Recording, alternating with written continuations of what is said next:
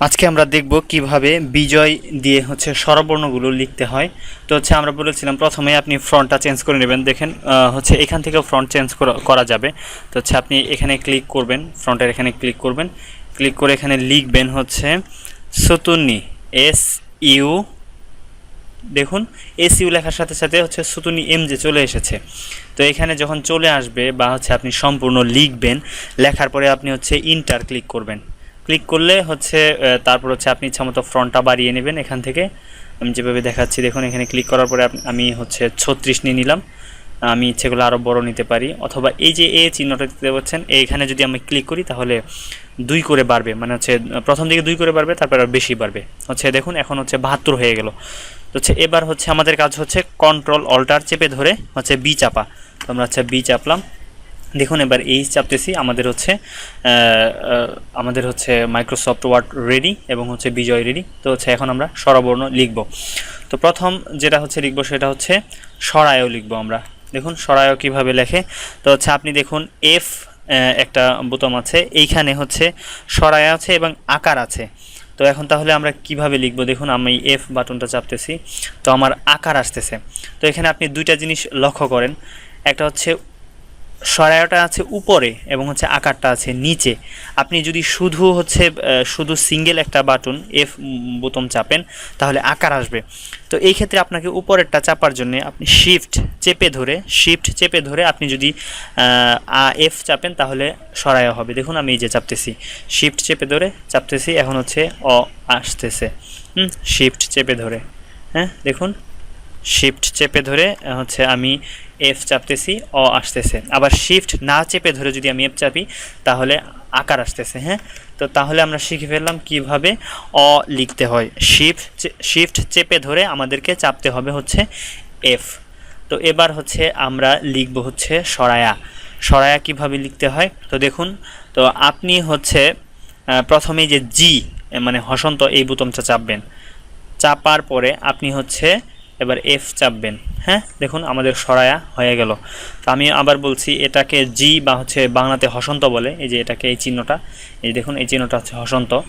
হ্যাঁ এই চিহ্নটা হসন্ত। এটা চাপার পরে আপনি চাপবেন, আপনি হসন্ত চেপে আপনি এফ চাপবেন, আপনার স্বরায়া হয়ে যাবে। ঠিক আছে, হসন্ত চেপে বা জি চেপে আপনি এফ চাপবেন, কোনো কিছু না চেপে ধরে আপনার স্বরায়া হয়ে যাবে। হ্যাঁ আমি আবার দেখাচ্ছি, জি চেপে এফ।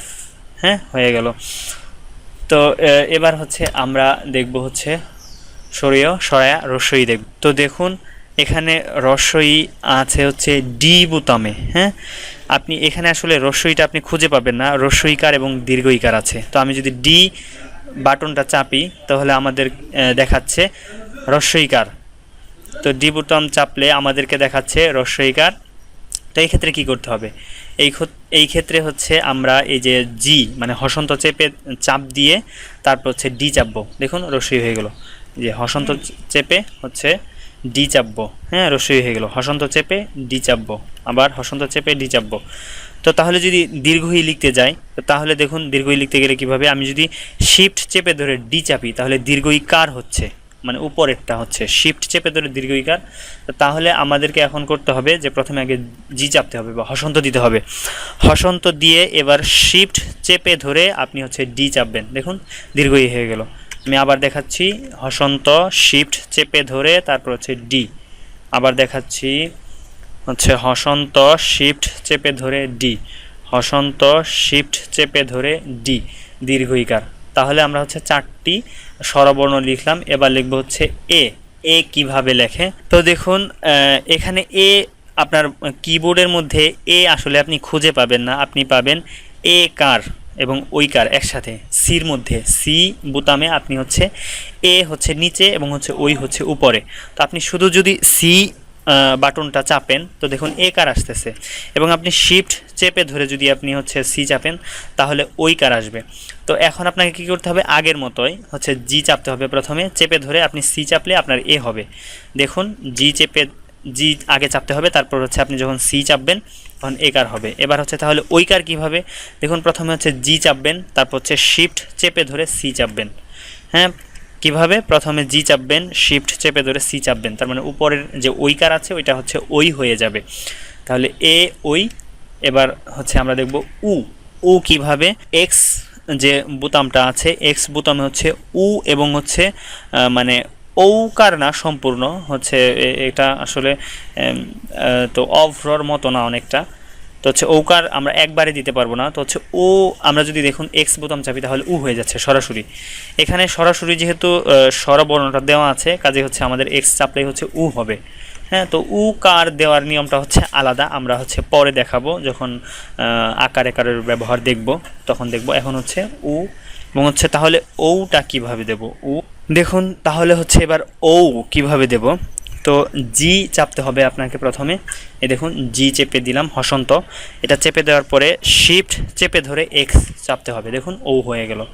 আমি আবার দেখাচ্ছি, প্রথমে হচ্ছে হসন্ত, তারপর হচ্ছে শিফট চেপে ধরে এক্স, প্রথমে হসন্ত শিফট চেপে ধরে এক্স। তো হচ্ছে এবার আমরা দেখাবো, মাঝখানে আমরা হচ্ছে একটা জিনিস রেখে এসেছি, হ্রস্ব উ, দীর্ঘ উ, রস্বরী, এই তিনটি বর্ণ রেখে এসেছি, এটা আমরা দেখব। হচ্ছে আপনি দেখুন এস যে বোতামটা আছে, এখানে হ্রস্ব উকার এবং দীর্ঘ উকার আছে। আপনি যদি এস বাটনটা চাপেন, যদি আপনি এস চাপেন দেখুন তাহলে হ্রস্ব উকার আসতেছে। হ্যাঁ, এবং যদি আপনি শিফট চেপে এস চাপেন তাহলে দীর্ঘকার আসতেছে। তো এখন করতে হবে আপনাকে আগের মতোই, প্রথমে জি চাপতে হবে, চেপে ধরে আপনি যদি এস চাপেন তাহলে রস্যু হবে, এবং যদি জি চেপে আপনি শিফট চেপে ধরে হচ্ছে যদি এস চাপেন তাহলে দীর্ঘ হবে। তো দীর্ঘ হয়ে গেল। তো আমি আবার দেখাচ্ছি, জি চেপে ধরে চাপ দিয়ে আপনি এস চাপবেন হচ্ছে রস্যু হবে, আবার জি চেপে শিফট চেপে ধরে এস চাপলে হচ্ছে দীর্ঘ হবে। তো এবার আমরা দেখাবো হচ্ছে রি, মানে হচ্ছে রস্যরি, এটা হচ্ছে কিভাবে লিখতে হয়। তো দেখুন আপনি রস্যরি খুঁজে পাবেন না কোথাও, হ্যাঁ রস্যরি খুঁজে পাবেন না। তো এ বাটনে হচ্ছে রি কার দেওয়া আছে, এ বাটনে রি কার দেওয়া আছে, আপনি যদি এ বাটনটা চাপেন দেখুন শুধু রি কার আসতেছে। হ্যাঁ, এ বাটনটা চাপ দিলে শুধু রি কার আসতেছে, দেখুন। তো হচ্ছে এখন আপনাকে করতে হবে সেই আগের মতোই, জি চেপে ধরে আপনাকে হচ্ছে, যেহেতু এটা নিচে আছে, হ্যাঁ রি কারটা যেহেতু নিচে আছে কাজে শিফট চাপতে হবে না, তো আপনি শুধু হচ্ছে এ চাপ দিবেন তাহলে হচ্ছে আপনার রি কার রস্যরি হয়ে যাবে। হ্যাঁ দেখুন আমি জি চেপে হচ্ছে এ চাপতেছি, রস্যরি হয়ে গেল। তো তাহলে আমরা হচ্ছে লিখলাম, সরিয়েও লিখলাম, সরায়া রাখলাম, রস্যই লিখলাম, দীর্ঘই লিখলাম, তারপর হচ্ছে রস্যও লিখলাম, দীর্ঘও লিখলাম, রস্যরি লিখলাম, এ ওই উ ও সবগুলা লিখলাম। তো হচ্ছে আপনারা প্র্যাকটিস করুন, আমরা হচ্ছে সামনের লেকচারে দেখাবো কিভাবে ব্যঞ্জন বর্ণগুলো লিখতে হয়।